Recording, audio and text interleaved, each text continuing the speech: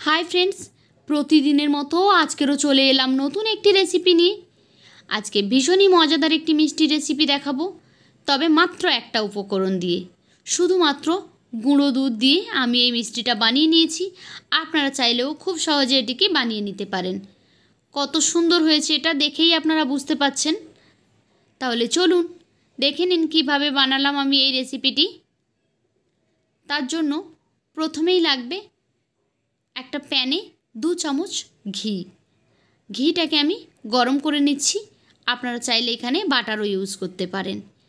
দিয়ে দিচ্ছি এর মধ্যে 1/4 কাপ চিনি, দিয়ে দিচ্ছি 1/4 কাপ জল।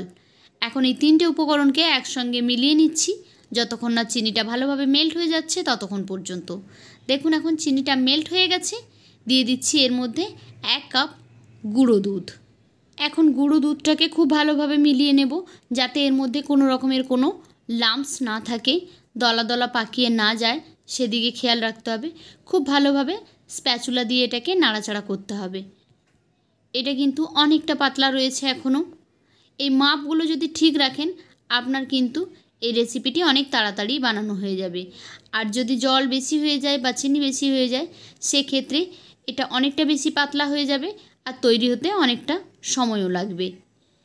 এই ব্যাটারটা দেখবেন যখন একদম কড়া থেকে খুব ভালোভাবে ছেড়ে ছেড়ে আসছে তখন বুঝতে হবে আপনার ব্যাটারটা একেবারেই রেডি হয়ে গেছে।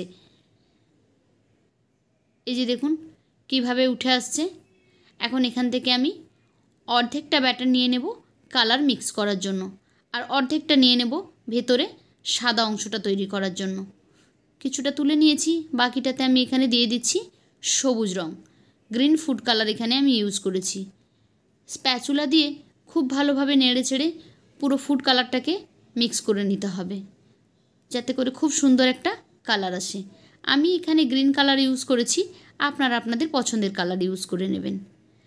এখন আমি একটা প্লেটে তুলে নিই, যতগুলো মিষ্টি বানাবো ততগুলো ভাগে ভাগ করে নিচ্ছি। প্রথমে সাদাগুলোকে আমি ভাগ করে নিচ্ছি, তারপর গ্রিনটাকেও একইভাবে ভাগ করে নেব। আমি এখানে একটু বড় সাইজের বানিয়েছি, আমার টোটাল এখানে 7টা মিষ্টি তৈরি হবে।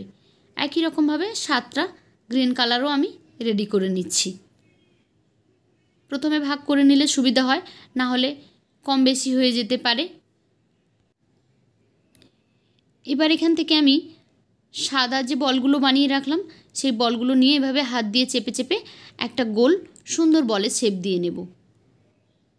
এই যে দেখুন এরকমভাবে সবগুলো তৈরি করে নিয়েছি। তারপর সবুজ কালারও নিয়েছি। সবুজ কালারটা হাত দিয়ে এভাবে একটু ফ্ল্যাট করে দিলাম, দিয়ে এই যে সাদা তৈরি করে রেখেছিলাম বলগুলো মাঝখানে দিয়ে এভাবে হাত দিয়ে একটু চেপে চেপে দিতে হবে। মোটামুটি উপরে একটা লেয়ার তৈরি করে দিতে হবে। এই যে দেখুন, তারপর হাত দিয়ে আবারও ঘুরিয়ে নিলাম, একটা গোল মিষ্টির শেপ হয়ে গেল। দেখুন কত সহজে বানিয়ে নিলাম। মাত্র 10 মিনিট সময় লেগেছিল এই মিষ্টিগুলো আমার তৈরি করতে। একই রকমভাবে আরও একটা আমি দেখিয়ে দিচ্ছি। খুবই সহজ। দেখুন রেডি হয়ে গেল আমাদের গুঁড়ো দুধের মিষ্টি। তারপর এগুলোকে আমি কিছুক্ষণের জন্য ফ্রিজে রেখে দেবো যাতে এটা একটু সেট হয়ে যায়। এই যে নরম আছে, ফ্রিজে রাখলে আর একটু এটা শক্ত হয়ে যাবে। তো এই যে দেখুন সবগুলো আমার তৈরি করা হয়ে গেছে, আর ফ্রিজ থেকে বের করে নিয়ে এসে আমি এখন কেটে দেখাচ্ছি। 15 মিনিট মতো আমি এটাকে ফ্রিজে রেখেছিলাম। একটা কেটে আমি দেখিয়ে দিলাম, ভেতরটা কত সুন্দর হয়েছে দেখেই বুঝতে পারবেন আপনারা। এই যে দেখুন খুবই সুন্দর হয়েছে। তো কেমন লাগলো আজকের আমার এই রেসিপি? যদি ভালো লেগে থাকে তাহলে লাইক, কমেন্ট অ্যান্ড শেয়ার করবেন। আর এইরকমই সহজ সরল রেসিপি পেতে আমার চ্যানেলটিকে সাবস্ক্রাইব করে বেল আইকনে ক্লিক করে নোটিফিকেশান অন করে দেবেন। তাহলে যখনই আমি কোনো নতুন ভিডিও আপলোড করব সেই ভিডিও নোটিফিকেশান সবার আগে পৌঁছে যাবে আপনাদের ফোনে। তো আজকের মতো এই পর্যন্ত, ফিরে আসবো আগামীকাল নতুন আরও একটি ভিডিও নিয়ে। ততক্ষণ সবাই ভালো থাকুন। টাটা।